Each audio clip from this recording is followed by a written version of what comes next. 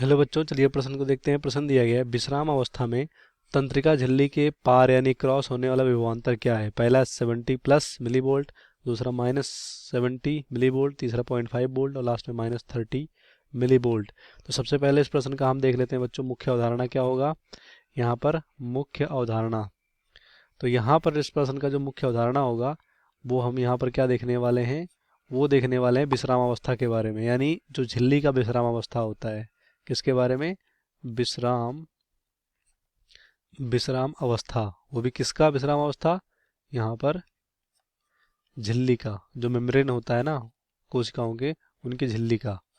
तो यहाँ पर हम देखने वाले हैं झिल्ली यानी मेम्ब्रेन पोटेंशियल के बारे में, भी रेस्टिंग पोटेंशियल के बारे में देखने वाले हैं। तो जनरली किसके बारे में बात कर रहे हैं? न्यूरॉन। किसके बारे में? न्यूरॉन। क्योंकि यहाँ पर अधिकतर अलग अलग अलग कोशिकाओं में, यानी अलग अलग प्रकार की कोशिकाओं में उनकी झिल्ली पर अलग अलग पोटेंशियल हो सकता है। लेकिन अगर बात करें न्यूरॉन, जो कि यहाँ पर तंत्रिका तंत्र का इकाई है, तंत्रिका तंत्र का इकाई है, और इन्फॉर्मेशन यानी सूचना जो है एक न्यूरॉन से दूसरे न्यूरॉन पे या दूसरे न्यूरॉन के द्वारा एक जगह से दूसरी जगह जाता है।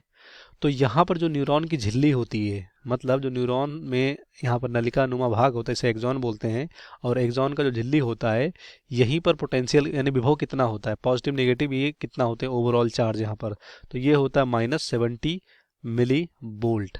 ठीक है, मतलब अलग अलग प्रकार की कोशिकाओं में जो मेम्ब्रेन पोटेंशियल होता है वो अलग अलग देखने को मिलता है। जैसे कि बात करें इरेथ्रोसाइट में अलग मिल सकता है, स्केलेटल मसल में अलग मिल सकता है, स्मूथ मसल में अलग मिल सकता है, इस तरह से। तो यहाँ पर जो विश्राम अवस्था है हमारा, वो न्यूरॉन में -70 मिली मिलता है। अगर बात करें झिल्ली में, तो इस तरह से ये झिल्ली है, तो यहाँ पर पॉजिटिव चार्ज होगा। क्यों? क्योंकि सोडियम आयन बाहर होता है, और यहाँ पर अंदर निगेटिव होगा क्योंकि क्लोरीन और पोटेशियम आयन अंदर होता है, इस तरह से।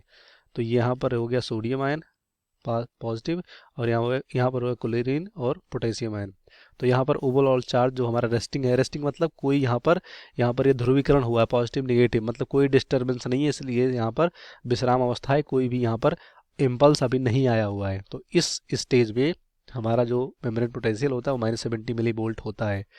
तो देखते हैं, पहला से +70 तो गलत होगा, दूसरा हमारा यहाँ पर -70 ये राइट होगा, तीसरा 0.5 ये गलत होगा, लास्ट में -30 तो ये भी गलत होगा। इस प्रश्न का राइट आंसर हमारा बी होगा, बाकी सभी गलत हो जाएंगे।